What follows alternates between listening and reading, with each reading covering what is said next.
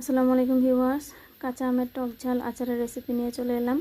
এখানে সরিষা নিয়ে নিলাম, সরিষাগুলো বেটে নিব আর কাঁচা আমগুলো কেটে ধুয়ে নিব ভালো করে, শুধু আটিটা ফেলে নিব, এখানে ছালটা ফেলা হবে না।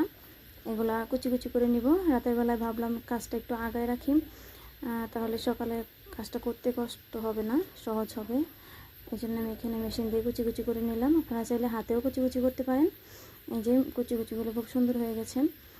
এখন সরিষাগুলো বেটে আনলাম, সরিষা আর হলুদ দিয়ে এটাকে ভালো করে মাখিয়ে নিব। এখানে একটু হলুদ দিয়েছিলাম, স্কিপ করা হয়েছে, পরবর্তীতে দেওয়া হয়েছে হলুদটা। তো স্টিলের থালে নিয়ে নিলাম, কারণ হচ্ছে এটাকে আমি চুলার তলায় দিয়ে রেখেছিলাম রান্নার সময় পানিটা শুকিয়ে যাওয়ার জন্য। এখন কাচের জারের মধ্যে আমি এটাকে ভরে নিলাম।